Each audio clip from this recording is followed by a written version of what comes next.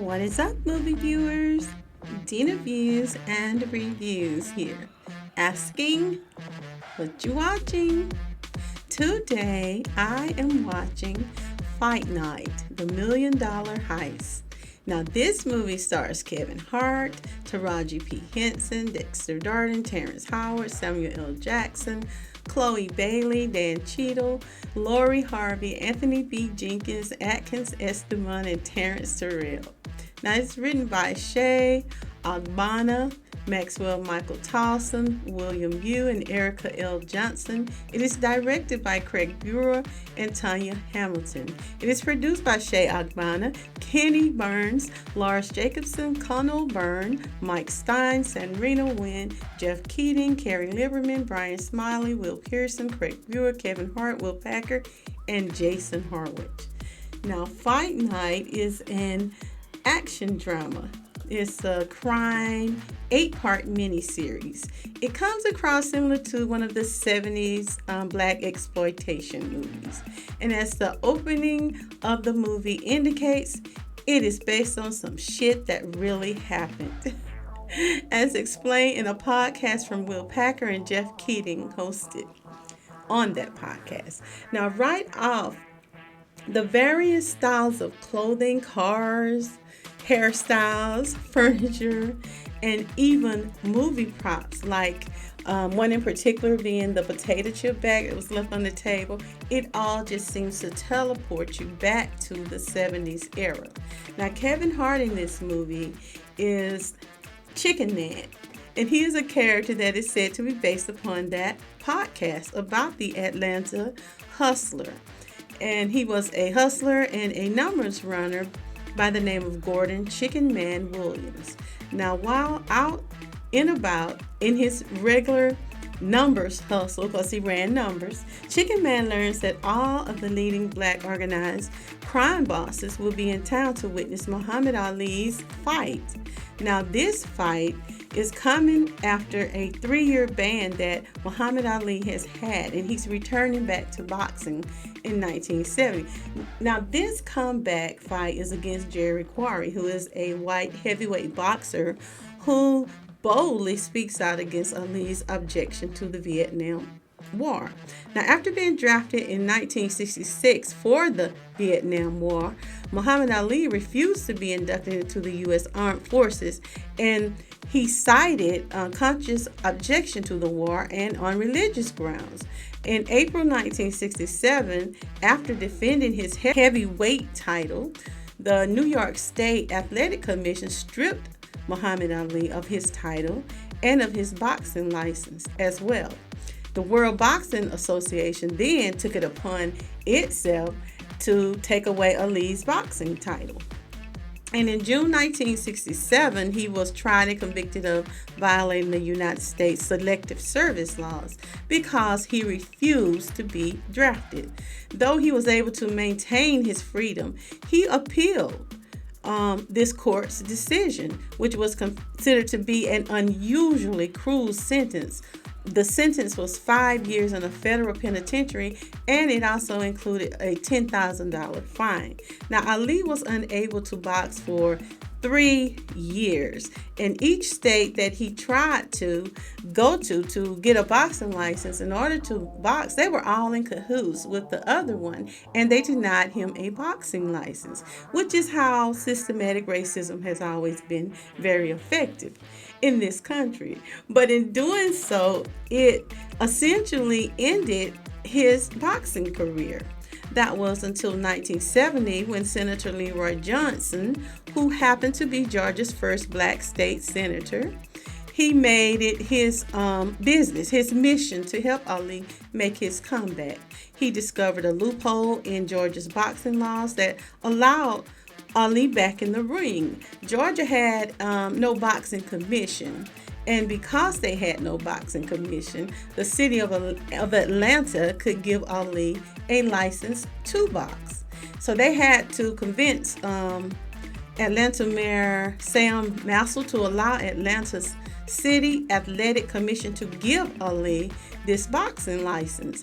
Johnson then went to see Governor Lester Maddox. Now, this man was a white racist, and he just was a member of the good old boy network that we have in the South. He was just steadfast. He was a segregationist, and he was expected to give them a hard time. But eventually, along with other black officials in Atlanta, like Maynard Jackson, Andrew Young, and Jesse Hill, they were able to get approval from Maddox. And even after receiving this permission, Ali had to prove himself. So Johnson and his team had to prove that Ali could still box, that he still had it, and most of all, they wanted to make sure that he could draw them a crowd so they could make money off of it. So he was required, and he completed an 8-round exhibition match that was held at Morehouse College Gymnasium, and this was in September of 1970. So Ali sparred against 3 opponents in a completely packed, which was considered to be a very small area. He filled that area, that arena. So the event was marked as a huge success, and this began the restoration of Muhammad Ali's boxing career. So in this movie, Chicken Man sees this event as an opportunity for himself. He wants to be able to impress one of the what is considered a member of the Black Mafia. He wants to impress Frank Moulton. Thereby, he could come under his fold and represent him in Atlanta. He figured if he just impressed this gangster or these gangsters, he could make himself a ton of money and sit on Easy Street. He wanted to be their do guy in Atlanta, which would change his current status and also turn Atlanta, Georgia into what he calls the Black Las Vegas. So he formulates this plan to bring all these heavy hitter gangsters to his establishment. He comes up with a plan. He labels it as honoring Frank Moulton, who is considered to be, once again, the Black Godfather.